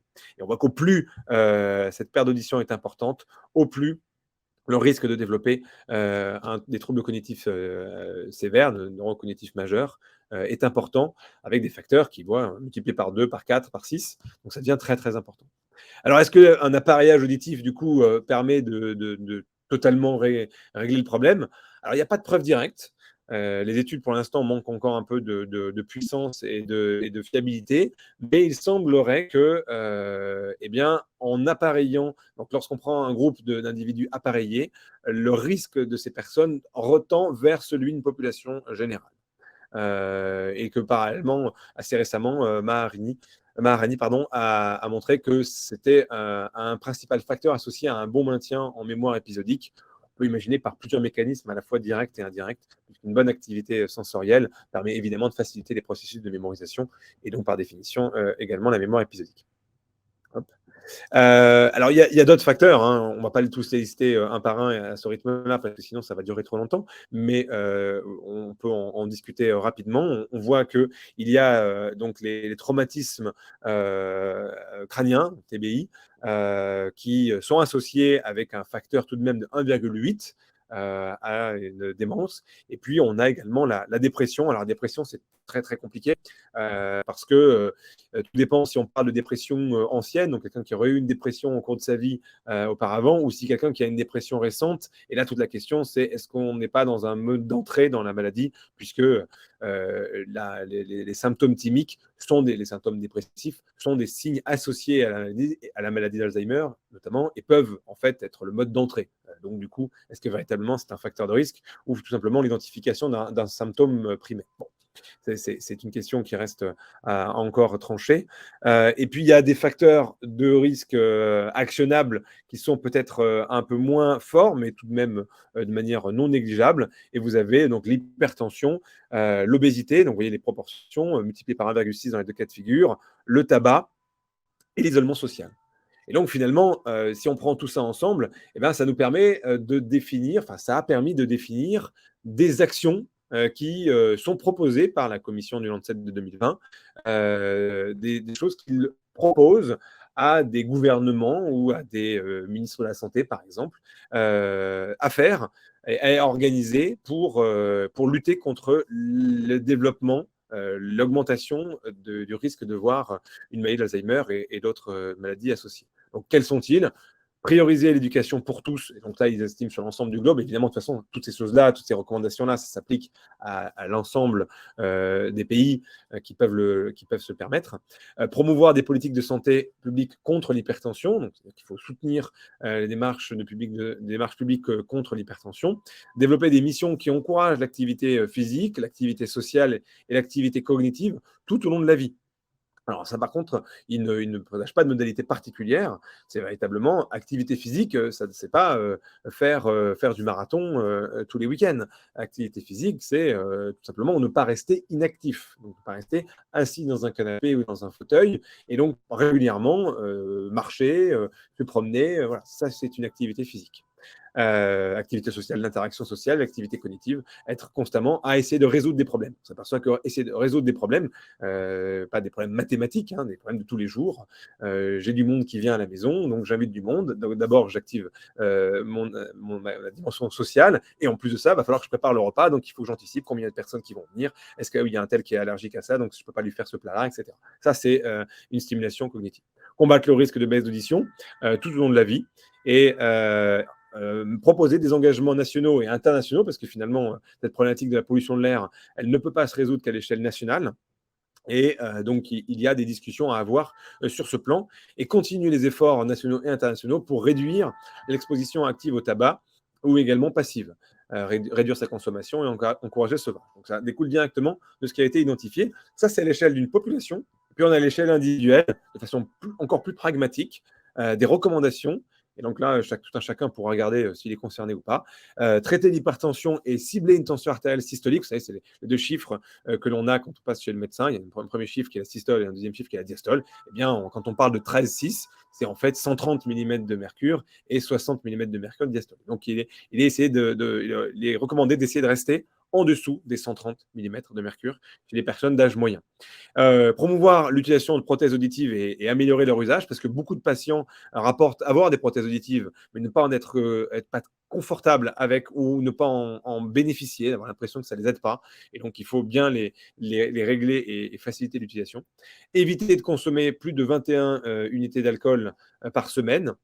Donc, ce n'est pas ce qui s'appelle les recommandations OMS concernant la consommation d'alcool et ce qui définit un éthylisme chronique, mais là, c'est ciblé par rapport à la question des troubles cognitifs liés dans les maladies neurodégénératives. Prévenir les traumatismes crâniens, alors notamment chez les personnes à risque, on n'est pas tous forcément à risque d'avoir des traumatismes crâniens répétés, mais certaines populations ou certains métiers le sont plus, et donc il faut y veiller. Arrêter dès que possible la consommation tabagique, et ce, à tout âge, je dirais presque le plus tôt étant le mieux. Réduire l'obésité et le diabète avec une meilleure disponibilité de la nourriture saine. Bon, ça peut paraître un peu trivial et bateau, hein, on pourrait presque se poser la question si on n'est pas à une réflexion un peu de comptoir, mais en pratique, parfois, quand c'est des grandes équipes qui l'indiquent, ça peut donner des impulsions qui peuvent faire en sorte que des gouvernements prennent des décisions plus adéquates. Et puis enfin, soutenir l'activité physique chez les personnes d'âge moyen. Et peut-être aussi c'est le sujet plus âgé. Donc là, c'est avoir des programmes, y compris financiers, qui permettent de faciliter cet accès à l'activité physique. Il y a eu quand même des essais. La question est de savoir si ces essais-là ont eu un effet. Et donc, j'en ai épinglé surtout deux, parce qu'on en a deux dont on a plus parlé. L'étude MAPT, donc ça, c'est une étude française menée sur 1680 personnes, envoyées les âges de plus de 70 ans, avec une faible vitesse de marche, mais uniquement une plainte cognitive. Il ne pouvait pas y avoir de troubles cognitifs avérés, uniquement une plainte cognitive subjective. Et il y a eu 4 groupes. Alors, il y a une supplémentation en oméga 3, une supplémentation en oméga 3 et une intervention multidomaine. Et là, on retrouve les choses logiques, activité physique, nutrition et stimulation cognitive. Et une intervention multidomaine seule, donc sans l'oméga 3, et enfin le placebo. Et vous avez le résultat à la fin, pas d'effet de la supplémentation en oméga 3 ou de l'intervention dans aucun des groupes. Tous les 4 groupes avaient le même effet sur l'impact cognitif. Il y avait une mesure cognitive qui avait été faite à 3 ans. Alors, c'est donc un essai malheureusement négatif, même s'il y a toute une réflexion à faire sur les biais potentiels et les explications à tirer. Et puis, il y a une autre étude, alors elle est un petit peu plus ancienne, mais comme elle n'est pas française, je ne l'avais pas mis en premier. C'est l'étude Finger, mais qui va donner un programme européen qui va rebondir là-dessus et essayer d'amplifier les données, où là, il s'agissait de 1260 personnes entre 60 et 117 ans. 2 groupes, pas 4, 2, un avec intervention multidomaine et l'autre sans intervention. Et même chose, aucun déclin ou un faible déclin et une fragilité définie par des paramètres physiques. Et là, par contre, il a été identifié un déclin cognitif plus rapide dans le groupe qui ne recevait pas l'intervention multidomaine. Alors, c'était à peu près la même chose, nutrition, activité physique, stimulation cognitive ou monitoring. Le principal effet indésirable, c'est quand même intéressant de le noter, de manière significative, c'était les douleurs musculaires dans le groupe interventionnel.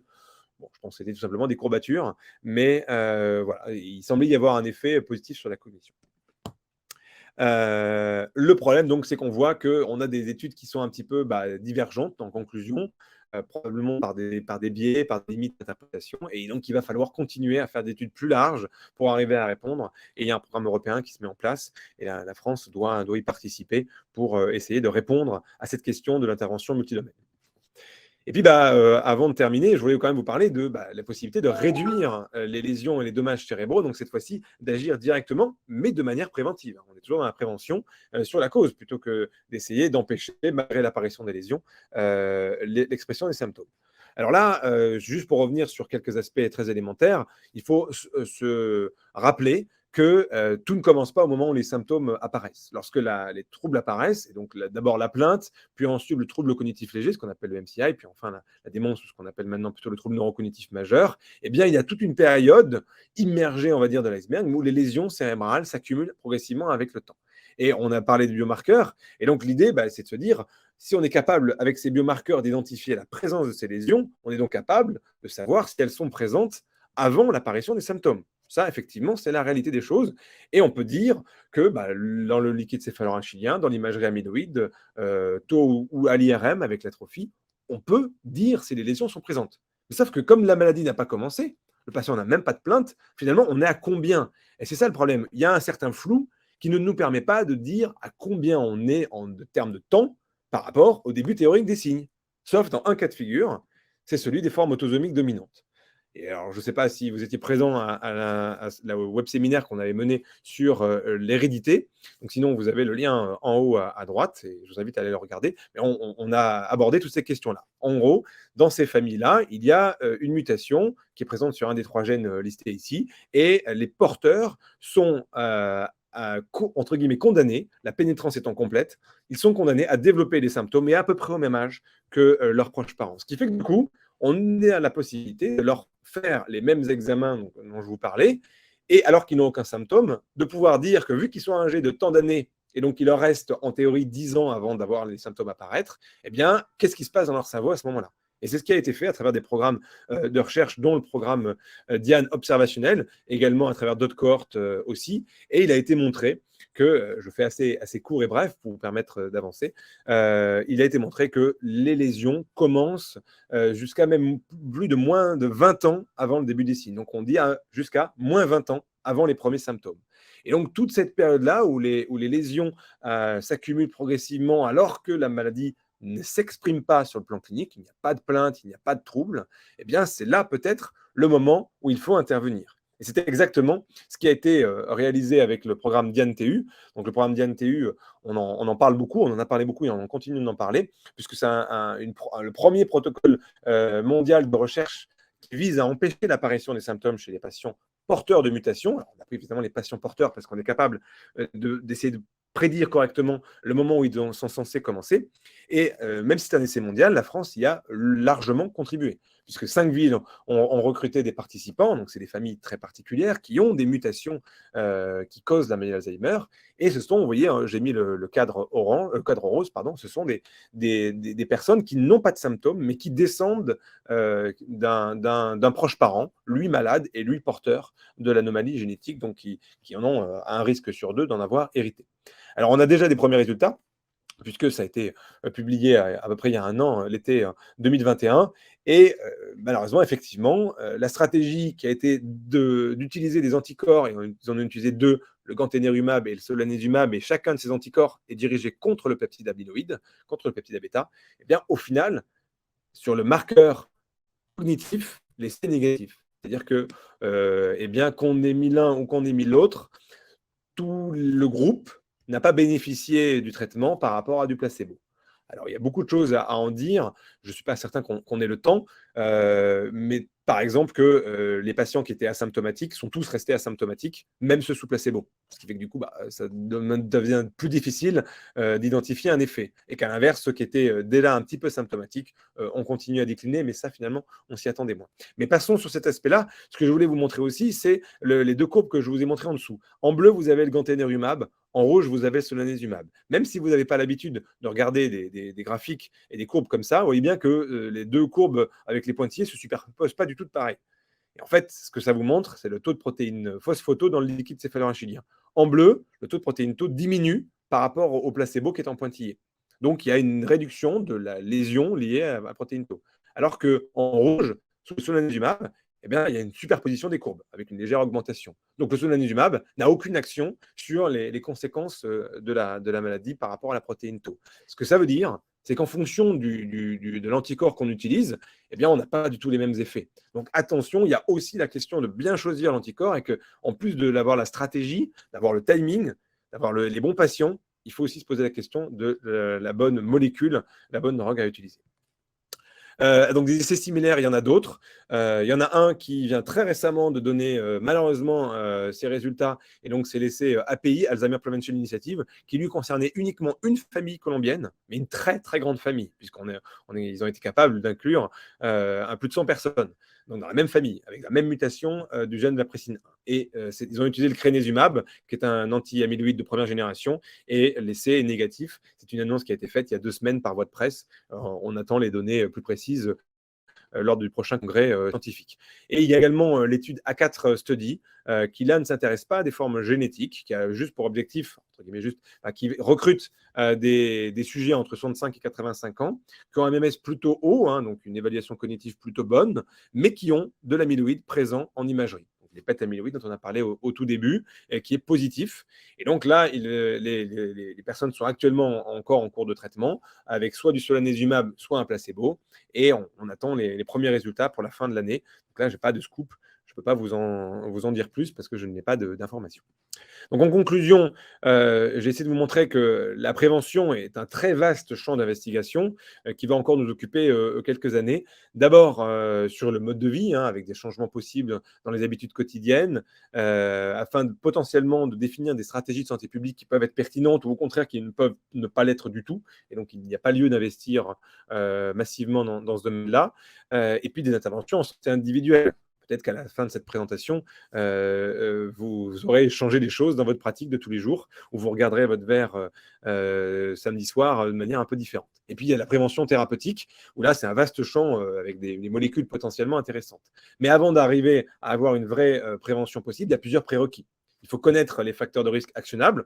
Ça, il y a quand même du travail qui a été mené, mais peut-être qu'il faut encore mieux les affiner, notamment en termes de fenêtres d'intervention. Modéliser les risques, c'est-à-dire savoir lorsqu'on a identifié un facteur de risque, eh bien, à quel moment, à combien il va augmenter, de combien il va augmenter le risque. Et puis, pour chaque individu, ce n'est pas un seul risque. On n'est pas uniquement de l'hypertension artérielle ou uniquement du tabac, où on est la résultante de plusieurs facteurs de risque et de facteurs protecteurs. Puisque j'ai peut-être un haut niveau cognitif, mais je consomme un peu d'alcool, je n'ai pas d'hypertension artérielle, mais peut-être qu'à un moment donné, j'aurai du diabète. Et donc tout ça, ça rend les choses encore plus compliquées. Et c'est ça, finalement, traiter une population générale, c'est tenir compte de tous ces facteurs-là. Et donc, il faut modéliser tout ça, et ça prend du temps. L'idée est d'identifier qui va présenter la maladie d'Alzheimer, et quand est-ce qu'on doit actionner le facteur potentiellement modifiable. Et puis, enfin, la stratégie thérapeutique médicamenteuse, ça, c'est exactement ce qui se passe en ce moment. On y travaille avec des essais ciblés. Alors, évidemment, c'est soit des populations très précises, soit des populations quand même un peu plus précises, même si ce n'est pas des formes génétiques, pour identifier la bonne cible lésionnelle. Puisque est-ce qu'on va agir sur A-bêta? Est-ce qu'on va agir sur tau? Est-ce qu'on va agir sur les deux? Et ça, c'est un petit peu l'étape d'après pour le programme de recherche d'IAN-TU. Est-ce qu'on a la bonne molécule? Et ça, je vous ai montré que tous les traitements ne se valent pas. Et enfin, est-ce qu'on arrive au bon moment? Voilà. Donc, je vous remercie pour votre attention, j'y arrive. Et puis, je vous laisse lire et stimuler votre cognition en latin sur cette phrase que tout le monde aura peut-être devinée, qui est « mieux vaut prévenir que guérir ». Merci beaucoup, David. Alors, merci d'avoir fait vite. On a pris un petit peu de retard et j'en suis vraiment désolée. Alors, il n'y a pas de questions pour le moment. Mais en tout cas, je pense que ton intervention conclut très bien cet événement et c'est assez positif finalement de terminer sur la note à la fois de l'accessibilité et alors la facilité peut-être pas, mais en tout cas la disponibilité des stratégies qui s'offrent à nous pour prévenir de l'apparition de ces pathologies et on espère que vous aurez retenu les bonnes pratiques, en sachant qu'au vu des essais cliniques, il faut d'ailleurs pas simplement choisir une option, mais essayer d'en faire un maximum pour que ce soit le plus efficace possible. Alors, je voudrais remercier ce soir nos 3 experts, David, Gaël et Renaud, pour leur intervention très, très, très riche et détaillée pour le coup. J'espère que vous en aurez retenu un maximum. En tout cas, nous mettons à votre disposition les replays sur notre chaîne YouTube.